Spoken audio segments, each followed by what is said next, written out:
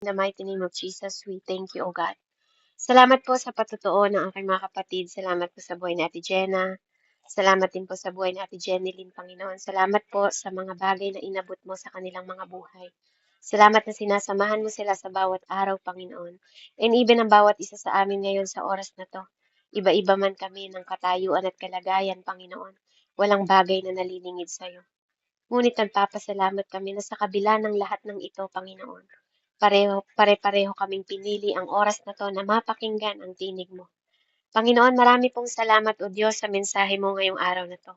Patuloy ko pong inilalapit ang bawat puso at isip ng bawat isa.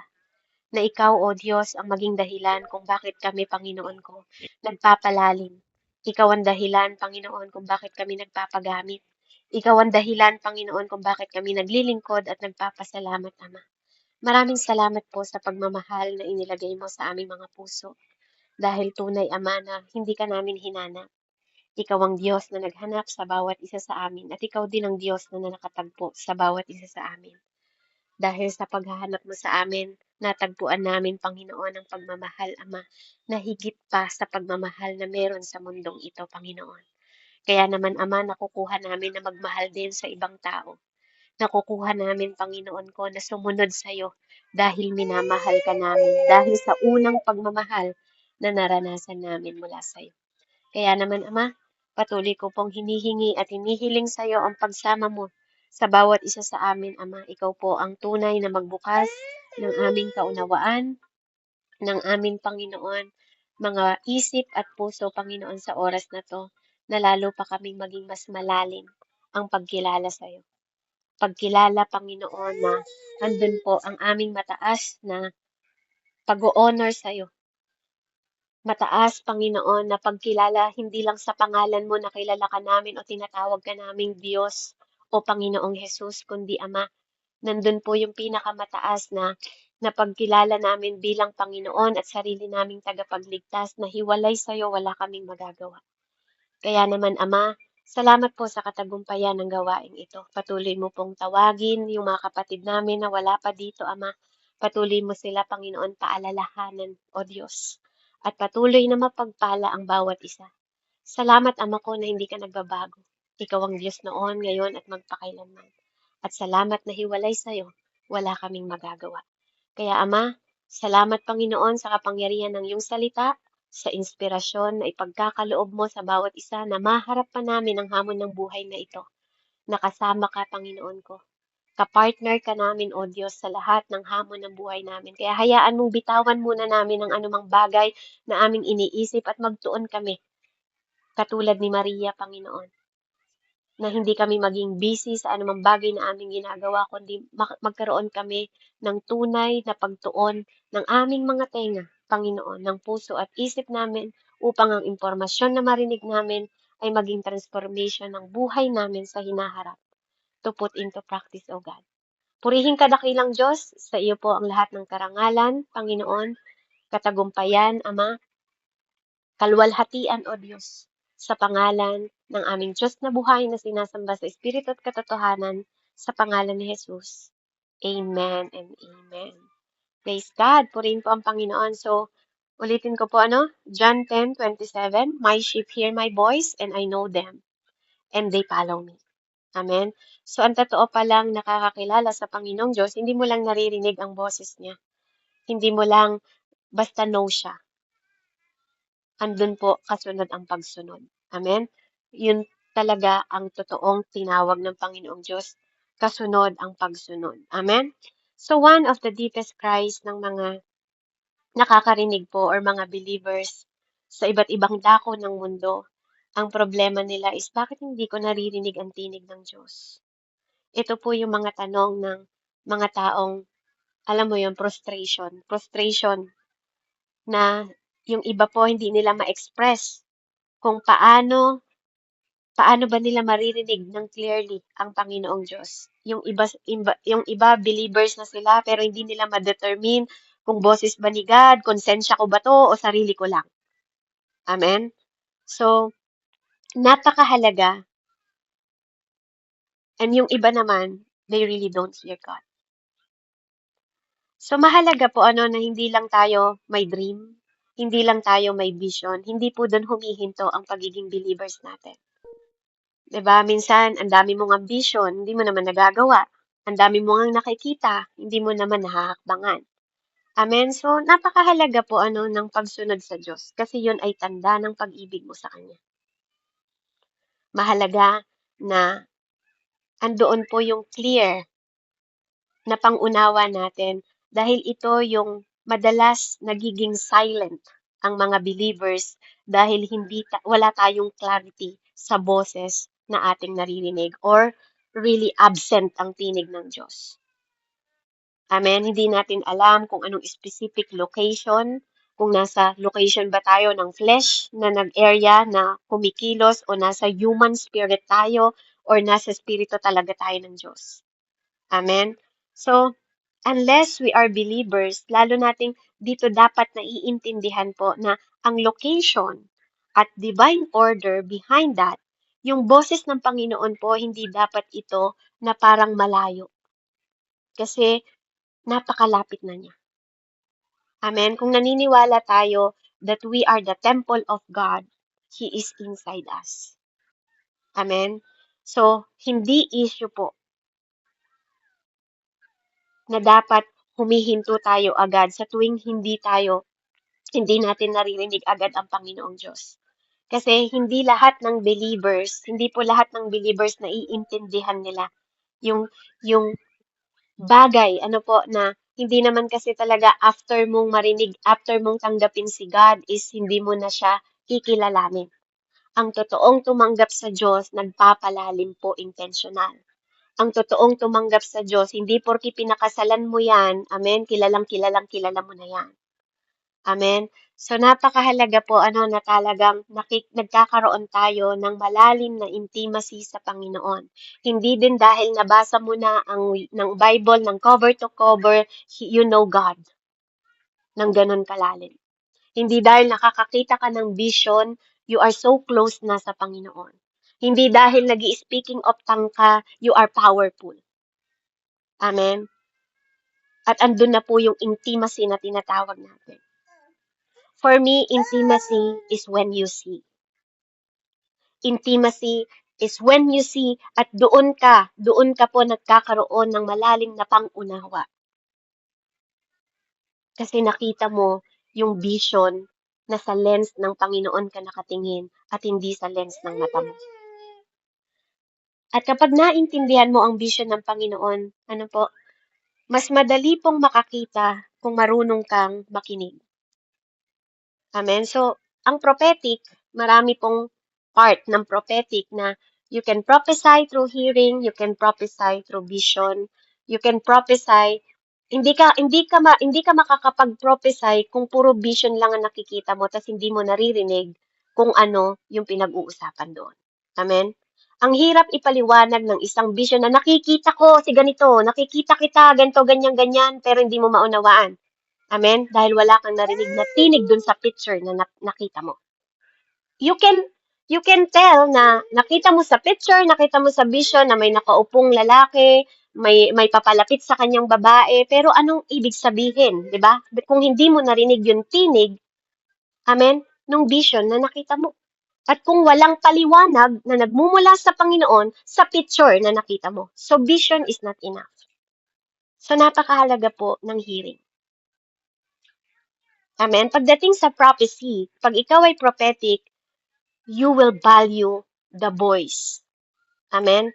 Yung voice ng Panginoon na naririnig natin. Ang hirap po, kahit imagine niyo ngayon, nakikita mo yung panaginip mo, nananaginip ka, pero hindi nagsasalita yung panaginip mo. Ano sa palagay mo?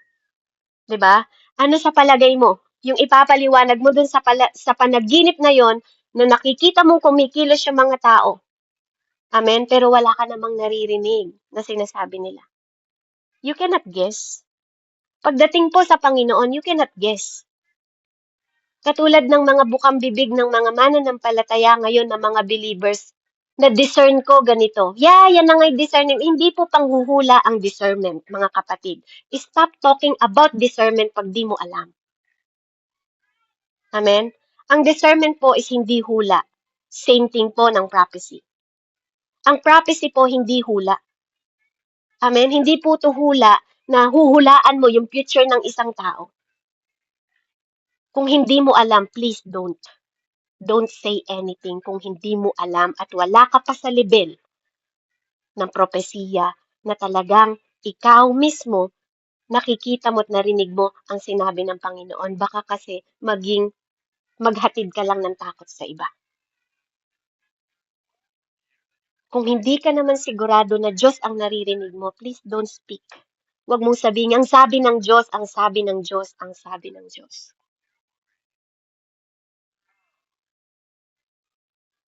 Kasi marami pong napahamak na mga mananampalataya dahil hindi rooted, hindi grounded, dahil sabi kasi daw ng Panginoon. Sinabi kasi ni Sister Melda na sabi ng Panginoon, ako po alam niyo yung pag hindi tayo sigurado. Amen? So we have to understand na ang silent po sometimes is an invitation. Amen? So kailangan nating i-press. Mag-ask tayo deeper. Amen? Ng mga question po, pag di tayo sigurado, wala pong masama. Amen? Wala pong masama na mag-ask tayo pag hindi natin alam. Kesa po nagmamagaling tayo. Sabi nga sa Bible, it is better na maging foolish ka ng seconds kesa naman magmagaling ka. Amen? Kaya maganda na naka-align po tayo at para ma-realign tayo, we have to remember that God's voice, amen, is not random but always tied to His eternal purpose. Amen? Ang Diyos po hindi basta-basta nakikipag-usap. Kung meron kayong mga naririnig, kakwentuhan ko nga si Jesus kanina eh. Alam nyo, hindi po si God basta makikipag-usap kung wala namang purpose yung kanyang pakikipag-usap. Amen? Kung wala itong eternal purpose para sa buhay ng tao, para sa ikabubuti natin, para sa divine calling natin and assignment natin, mga kapatid, hindi naman siya katulad ng Diyos na, yung Diyos na, alam niyo po yung nakikipagkwentuhan nga ako kay Jesus kanina, hindi po masama, na nai-experience natin yung mga bagay na parang minsan para na lang may masabi ka sa tao o para mabilib sila sa yung gagawa tayo ng kwento na hindi naman po na hindi naman totoong nararanasan natin. Or meron pang ang iba nakikipagtalo pa daw kay God. Amen? Nakikipagtalo pa, nakikipagsagutan pa daw siya sa Panginoon. Kailan naman po may nanalo sa Diyos? Siana, what's wrong? What's wrong? Do you want dede? Amen po. Yung nakikipagtalo po sa Panginoon na sabi, pinipilit mo yung gusto mo, sino po ba ang nanalo? Amen. Sa kikipagtalastasan po sa Panginoon. The truth is the truth. And the word niya po is final. Amen. Kaya, napakahalaga po na maging mataas po ang pagtingin natin, maging mataas ang pagrespeto natin sa tinig ng Panginoong Diyos sa buhay po natin. Kaya kung bakit natin to pinag-uusapan, para hindi lang po tayo laging buka ng bibig natin. Amen? Kasi malaki po ang impact. Amen? Especially kapag tayo po ay naatasan ng Panginoon at mapagkatiwalaan tayo, no, we cannot just talk. Amen? Lalo po pag hindi naman totoong sinabi ng Panginoon. Kaya mahalaga po na maunawaan natin kasi may pananagutan po tayo. Bawat isa po sa atin may pananagutan po tayo. And maawa po tayo sa sarili natin na hindi naman natin kailangan i-impress si God.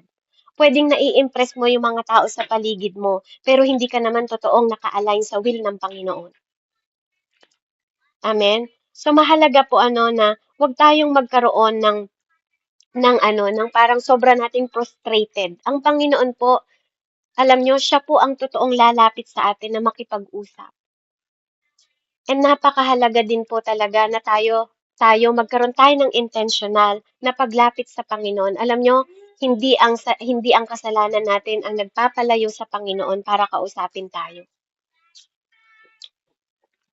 Amen. Kasi nung nagkasala si Adan po, Si Yahweh pa rin po ang pumunta sa garden para kausapin at hanapin siya. Ang Diyos po ang lumalapit sa atin, ang Diyos ang naghahanap sa atin, at ang Diyos po ang pumili sa atin. Amen. Hindi natin hinahanap ang Diyos, it is biblically. Amen. Kaya wag niyong iisipin na ang kasalanan po natin ang magpapalayo sa atin sa Panginoon. Hindi hindi po. Yes, meron sigurong mga ano na dahil sa kasalanan mo nahihiya ka, but that's the way of your mind na hindi na renew dahil feeling mo yun. But the Lord says, pag nandun tayo sa katotohanan, where the sin abound, grace abounds. Amen? Kaya, mas maniwala po tayo sa tinig ng Diyos. Amen? Sa pangungusap po ng Panginoon. Kaya ang revelation niya, wag itong maging frustration maging frustration sa bawat isa sa atin na kilalanin po ang Panginoon.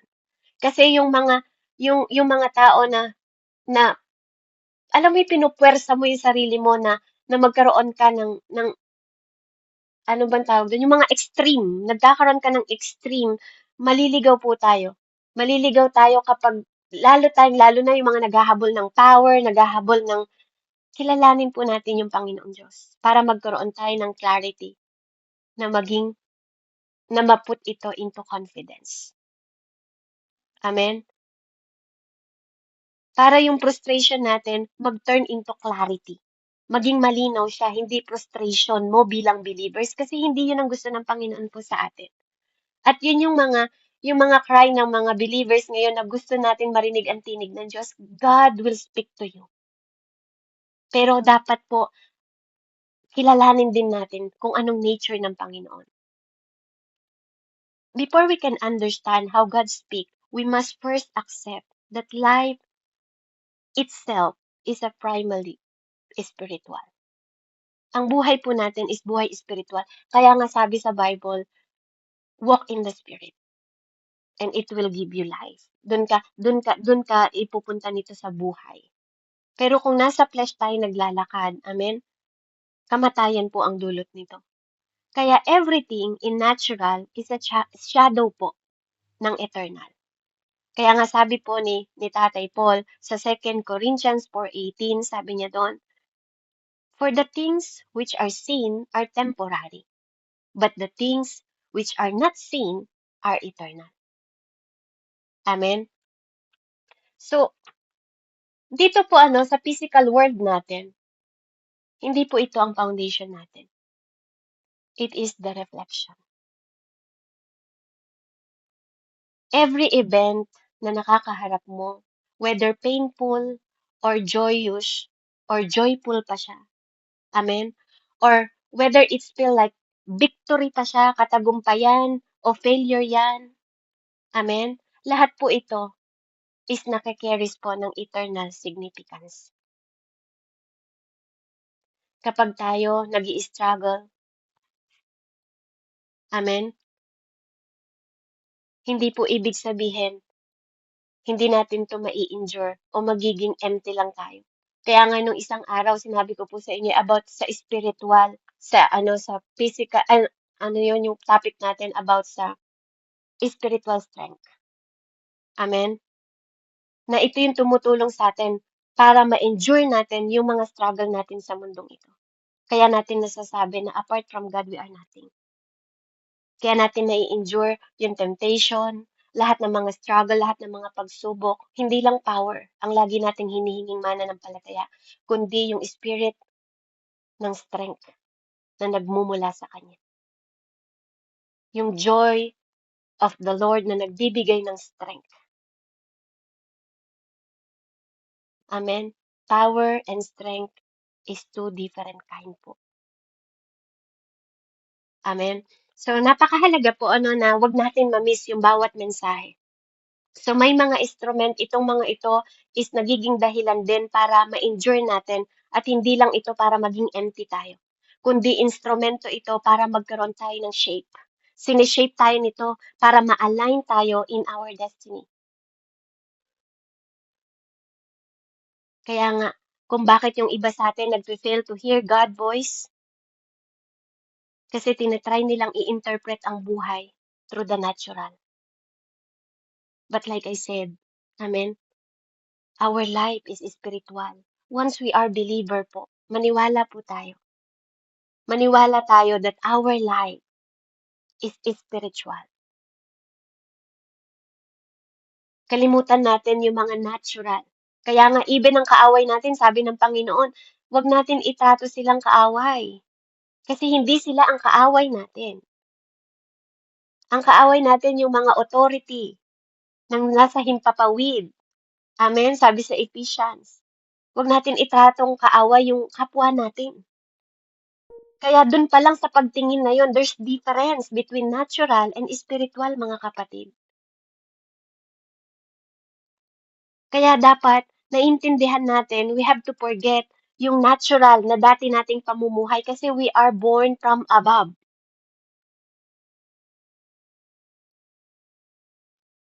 Kaya yung mga natural dito sa mundong ito is nagiging echo na lang ng spiritual reality natin. Kapag nagising tayo sa katotohanan, marirealize nating lahat na ang voice ng Panginoon hindi siya nawawala, hindi siya tumitigil at hindi siya humihinto. Lagi siyang nanguusap, lagi siyang nakikipag-usap from the place of purpose.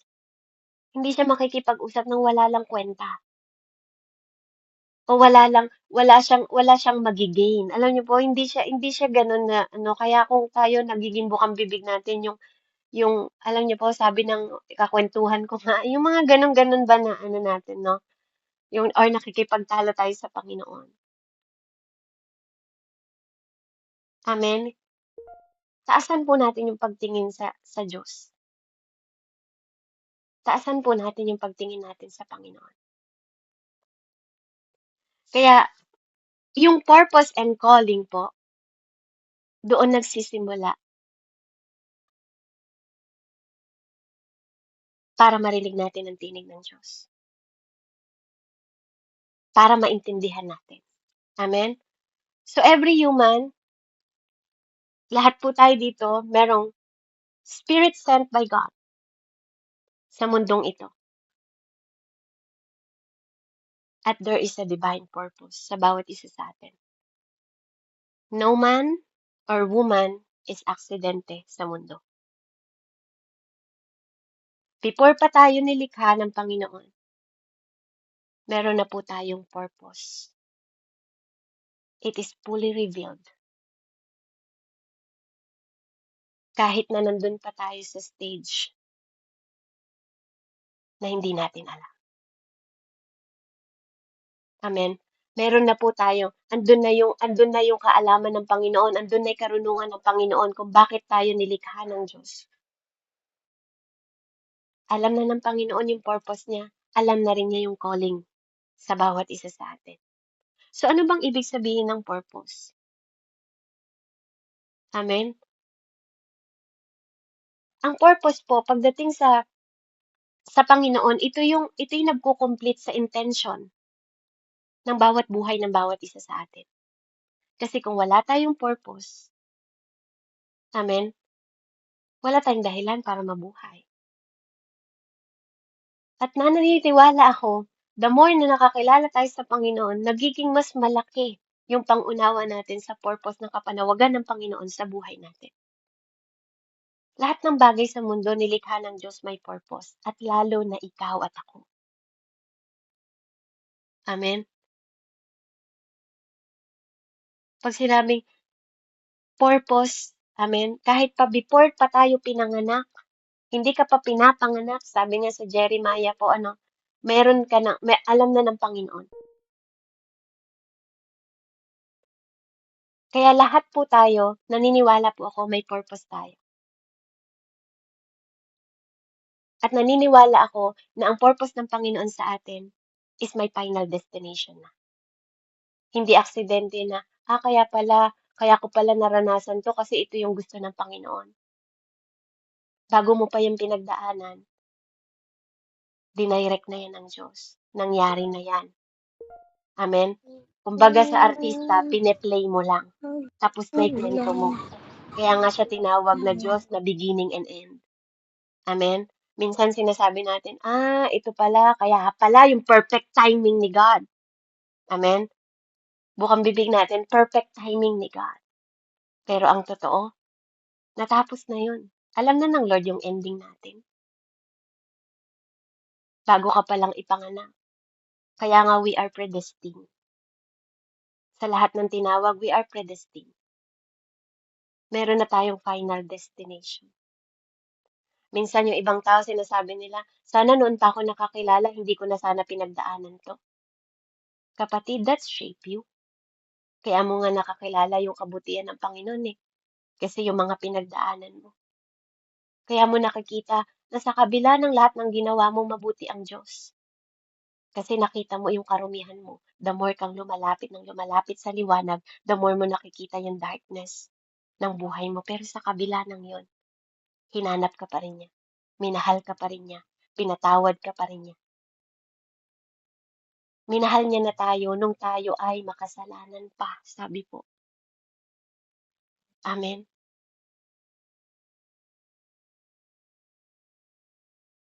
Kaya yung calling po, ito yung tinatawag na divine summon. Ano ba yung summon? Pag sinabing summon, ito yung urgent calling.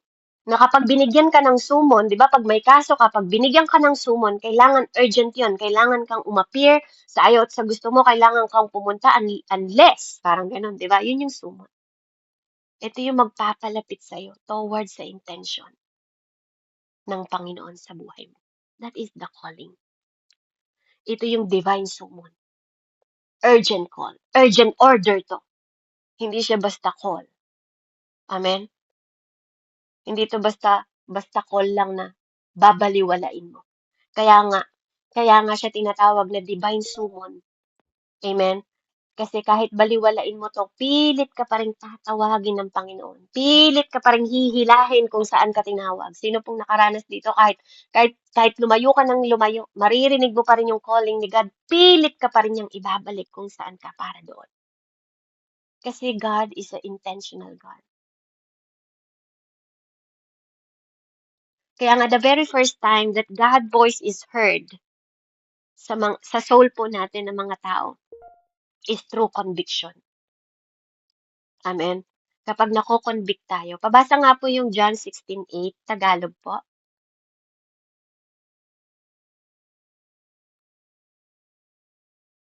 Meron po bang available? John 16:8 po. Basahin ko po sa English ha. And when he is come, and when he is come, he will reprove the world of sin and of righteousness and of judgment. John 16 verse 8 po.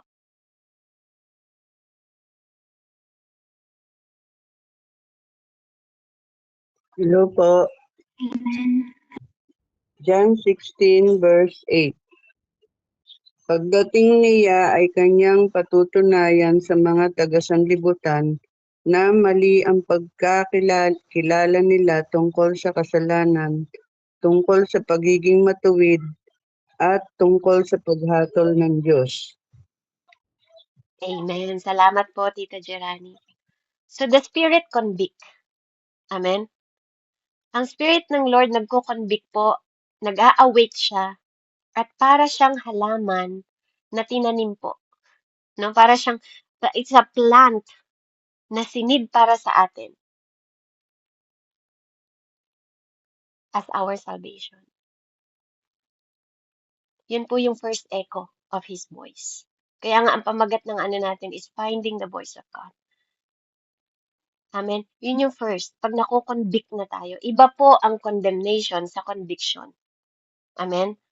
Ang condemnation po, ikaw ang sinisisi nito. Ika'y makasalanan. Yun po ang condemnation. Kasalanan mo to, kasalanan mo to. Ang conviction po, kinukonvict ka na mali yung ginawa mo, pero ituturo niya sa'yo kung paano itama yung pagkakamali. Amen? Kaya, sabi dito, ituturo sa atin, sa mundong ito, ituturo sa'yo, na anak, kapag born again ka, I am your righteousness. Hindi ang kasalanan mo ang magpapalayo. Hindi ang kasalanan mo ang magdedetermine kung sino ka. Kaya nga si Christ ang righteousness natin. Amen. Kaya nga, sabi sa Roman, ano po, hindi ang, sabi niya doon, dahil sa pag-ibig ng Panginoong Diyos. Basahin ko nga po. Ayoko lang magkamali. Roman, Roman 8.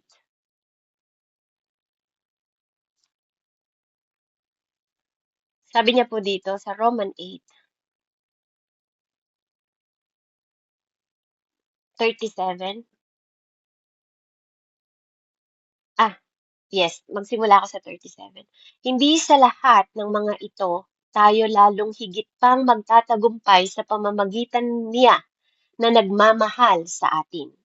Verse 38, sapagkat natitiyak kong walang makapaghihiwalay sa atin sa kanyang pag-ibig, kahit ang kamatayan o ang buhay, ang mga anghel o ang mga pamunuan ng mga kapangyarihan, ang kasalukuyan o ang hinaharap, the beginning and end, sabi po. Yung present pala at saka yung future natin.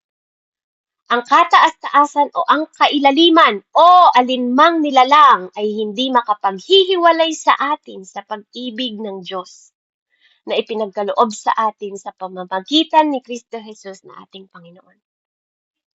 Dahil sa Kanya. Amen? Dahil po sa Kanya, hindi dahil sa kasalanan mo. Walang makapaghihiwalay sa atin sa pag-ibig ng Diyos.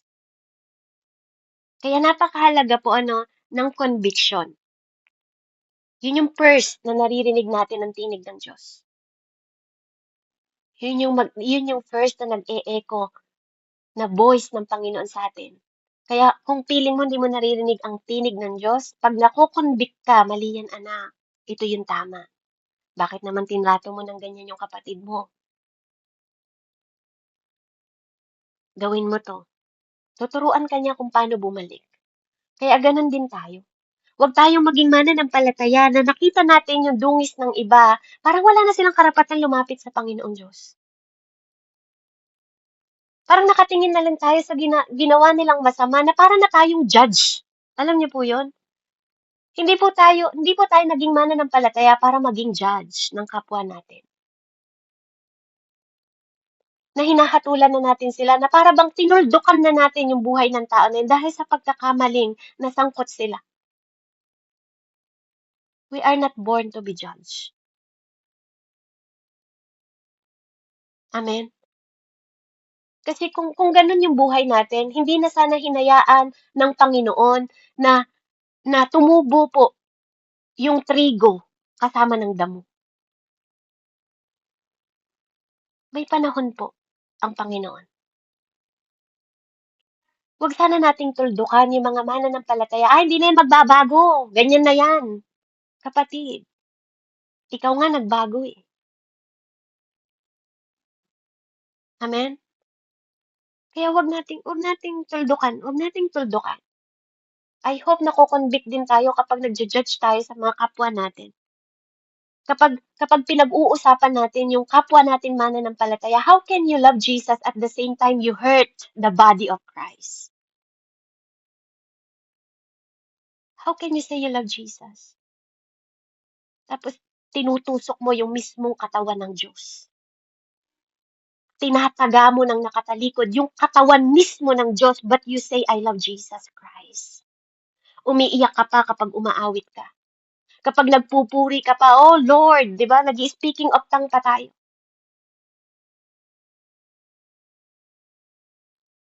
Pero we gossip. We are one body, mga kapatid. Hindi pwedeng maging mas mataas ang balikat mo kaysa ulo. Walang taong lumalakad na mas mataas pa yung balikat sa ulo niya. Jesus is the head. Kaya if there's no conviction na naririnig natin na echo ng Panginoon sa mga ginagawa nating mali,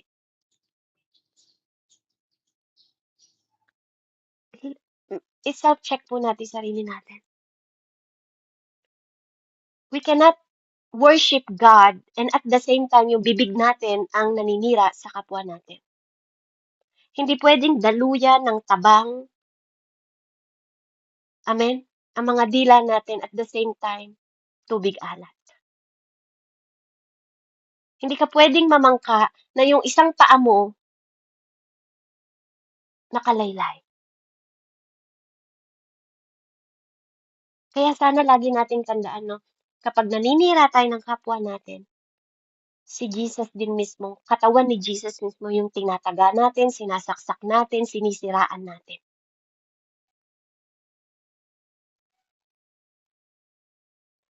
That is conviction. Kaya kung tayo, ganun pa rin tayo, I hope the Holy Spirit will speak to us. Dahil yung bibig na ginagamit natin sa pagpupuri, sa pag-share ng gospel, is bibig din na ginagamit natin sa paninira natin sa kapwa, and hindi pwedeng mangyari yun. I-check natin yung puso natin. Kasi kung ano lumalabas sa bibig natin, laman ng puso natin. Stop looking sa ibang tao. Kung meron kang dapat i-examine natin sarili natin sa harap ng Diyos. Kung meron kang gustong ikumpara mo yung sarili mo, ikumpara ko yung sarili ko sa Diyos para matuto akong mahiya, para matuto akong magpakumbaba, para matuto akong mag-honor, at matuto akong magpabago, magpaayos, kasi alam ko na kailangan ko siya. Hindi ko kailangan ikumpara yung sarili ko sa kapwa ko mananampalataya, o sa kapwa ko kapatid, o sa parte ng katawan ng aking Panginoon na tinatawag kong Diyos at sarili kong tagapagligtas. The second echo that comes on the journey into purpose. Kapag tayo po ay ini-instruct na niya. Yun yung second voice. He will instruct us. Kino-correct niya po tayo. Kino-confirm niya kung ano yung narinig natin ng clearly. Anything na outside the purpose, na feeling natin is silent, not because he stopped speaking, but because his voice does not operate outside his eternal intention. Kaya nga pag nakipag-usap sa'yo ang Panginoon, makinig tayo. Huwag po tayong pabalik-balik. Pabalik-balik kasi meaning, kapag pabalik-balik tayo, we're not really listening to the Lord. When we say sorry, mean it. Kasi ang totoong nakakilala, nagbabago. Ang totoong nagsosorry, nagbabago. Ang totoong nagmamahal sa Diyos, sumusunod, nagbabago. Kasi love is not just a word. Love is action. 2 Timothy 1:9 po. Pabasa nga po. 2 Timothy 1:9 po.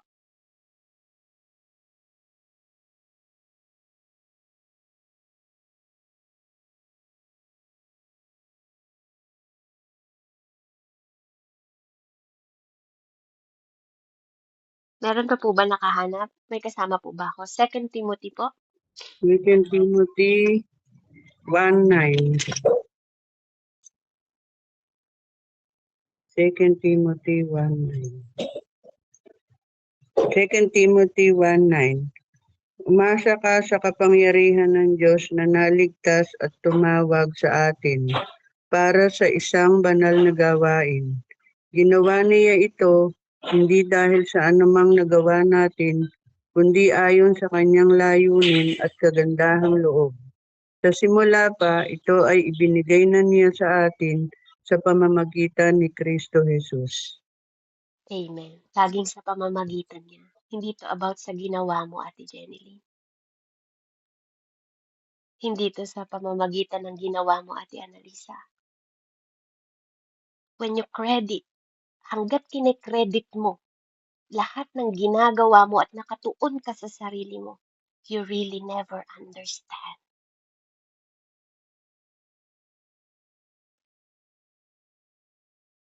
Hangga't kumpara ka ng kumpara. Ginawa ko 'to, ministry ko 'to. Amen, hindi po masama kung ang mind mo is you are one body, ministry natin 'to. Ministry natin 'to, Lord, kapartner kita. Pero hangga't dahil sa'kin kaya ganyan 'yan, dahil sa'kin, we need to evaluate ourselves. We need to check our heart. Sabi niya do'n, "Who hath saved us and called us with unholy calling." Kaya ang kabanalan po hindi po ito tinatrabaho. Sabi dito, holy calling, ibig sabihin, merong holy. Kaya tayo tinatawag na holy people. Holy Israel. Hindi tinatrabaho ang kabanalan, kapatid. Ipinagkakaloob po ito sa pamamagitan ni Kristo Jesus kung paanong pinagkaloob ang righteousness. We have to dig deeper and we have to know the truth. Walang taong makapagtatrabaho ng kabanalan unless you work with Jesus, through Jesus, by Jesus. It's all Him. May kabanalan tayo because of Jesus. May katwiran tayo because of Jesus. We have power because of Jesus. Ang sabi niya doon, not according to your works, Bro Mark, but according to His own purpose, Ate Rowena. His purpose. Kaya dinidiinan ko po dito yung purpose and calling.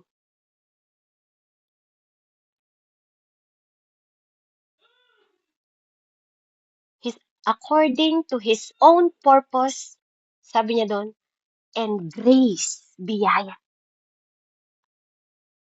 which was given in Christ Jesus before the world began, bago pa magsimula. Kaya nga sabi ng John 3:16, for God so loved the world, and He gave His only begotten Son. Bago mo malaman yun ngayon, hindi ka pa pinapanganak, He already gave His life. He already gave His life. Bago ka pa pinanganak, minahal ka na niya.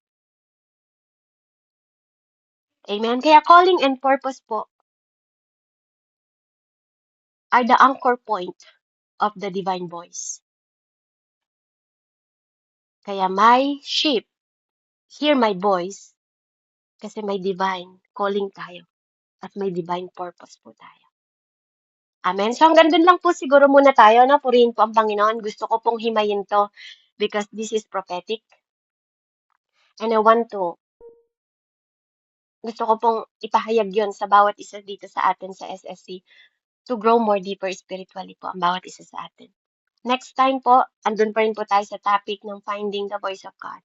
But today, amen, i-absorb natin yung purpose and calling ng Panginoon. There's complete intention po in our life para makita natin there is already final destination sa bawat isa sa atin. And ang calling natin is a divine summon para i-draw tayo ng Panginoon sa intention niya sa bawat isa sa atin. So napakahalaga po to hear the voice of God para malaman mo na naririnig mo na ang tinig ng Diyos, you don't have to prostrate. Kapag may conviction ka, you hear the voice of God. Amen? Kapag naririnig mo instruction ng God, correction ng God, and confirmation niya ng malinaw, do not be confused. Kapag yon ay para sa divine purpose ng Panginoon para masigurado mo na tinig ba ng Diyos, may divine purpose yung calling na yun. Yung instruction na yun para di ka nalilito, para alam mo nang i-determine konsensya ko ba to o conviction. Amen? Let's change our mind.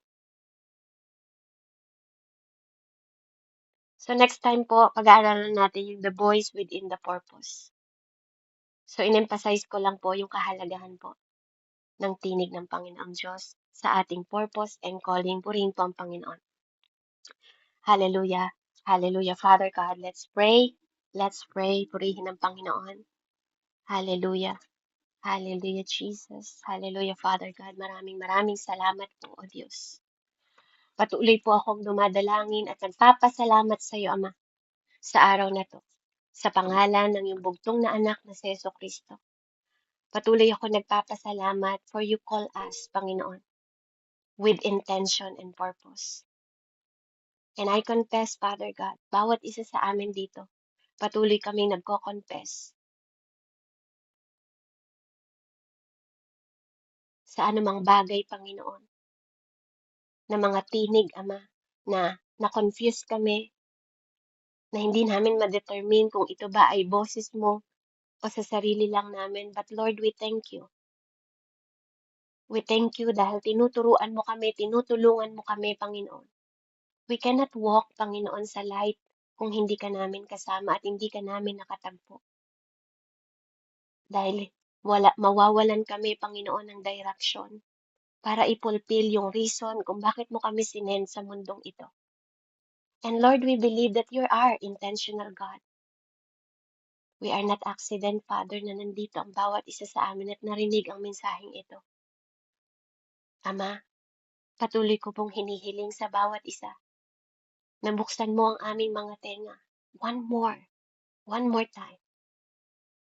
Na i-activate po ang aming mga tengang espiritual para marinig namin yung echo, Panginoon, ng Spirit mo na nagkukonvict sa bawat isa sa amin, na magga-guide sa bawat isa sa amin, na magre-restore sa bawat isa sa amin, Panginoon. Lord, maraming salamat po na alam namin na hindi kami lumalakad sa labas ng will mo, but Lord, nandito kami kasi we want your will, Panginoon, na ma-realign kami, na i-bring back kami nito, Panginoon, sa path ng purpose na ikaw, O Diyos, ang nagtalaga sa divine purpose ng kapanawagan mo sa bawat isa sa amin.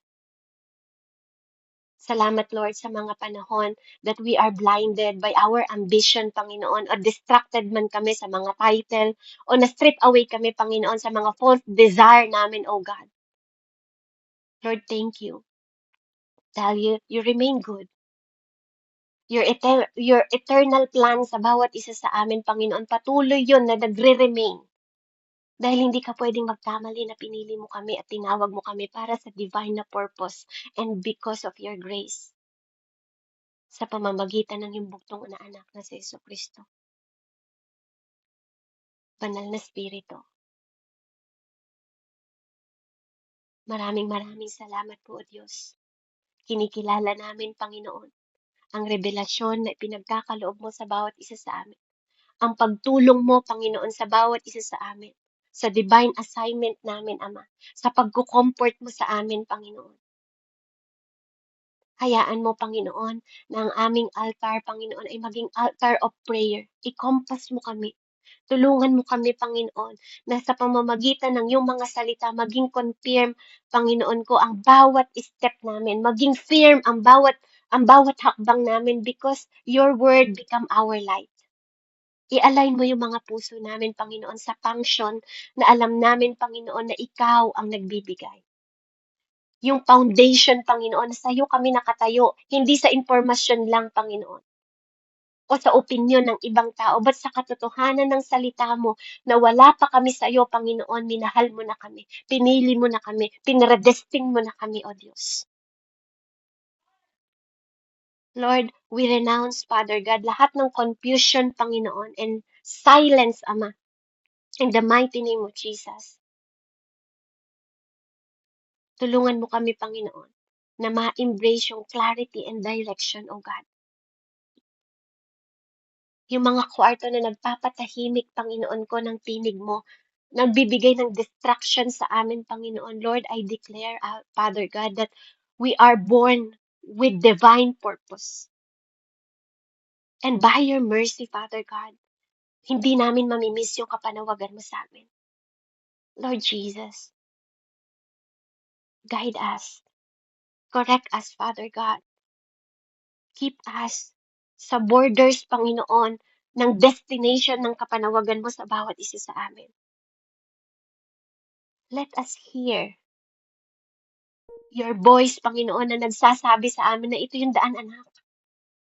Walk in it. Dahil hindi kami pwedeng maligaw, Panginoon. Salamat that you are the only way, you are the truth, and you are the light. Hayaan mong ang buhay namin, Panginoon, ay maging musika ang tinig mo. With the purpose, Panginoon, na inordain mo sa bawat isa sa amin. And may we glorify your name all, all days of our life, Father. All my days. All the days ng buhay ni Ate Jolly, ni Tita Amelia, ni Ate Jenny, ni Pastora Marilo, ni Tita Annalisa, ni Ate Jirani, ni Ate Rowena, ni Ate Meds, ni Ate Rosalie, ni Mami Tin, Panginoon, at ng mga kapatid namin na lumabas sa gawain. Lord, may we glorify your name. Sa bawat araw, Panginoon, na nabubuhay kami sa mundong ito. Hanggang sa tamang destinasyon, Panginoon, na madala kami sa destinasyon na tinalaga mo sa bawat isa sa amin.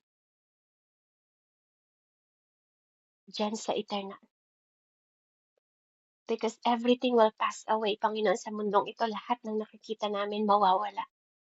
But not your promises. Lord, let us work with the word. And let that word be you. Na laging makatatak sa puso namin. Na laging marinig ng tenga namin. Na laging mag-transform ang buhay namin. Na lumakad kami kasama mo.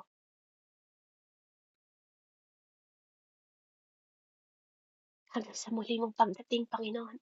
Madatnan mo nawa kami nagtatapat sa'yo. Madatnan mo kami nagpupuri. At nagbibigay ng kalwalhatian sa pangalan mo.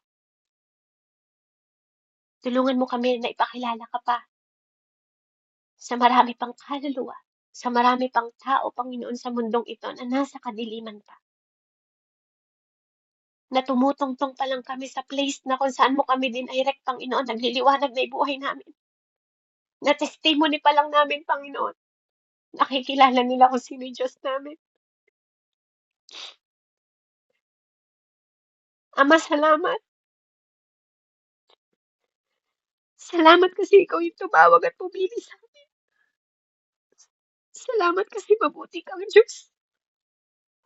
Salamat dahil sa'yo naligtas kami at hindi sa sarili naming gawa. Salamat na dito kami sa gawain ito. Tulungan mo kaming mapagsilbihan ka ng tama. Tulungan mo kaming maparangalan ka, Ama. At tulungan mo kami, Panginoon, na makilala ka pa. Salamat, Ama ko, sa pangalan ni Jesus. Ito po ang aking sabot na langit. Sa ngalan ng Ama, ng Anak, at ng Espiritu Santo. Amen and amen. Back to you po. Sino po presider? God bless po. And to God be all the glory.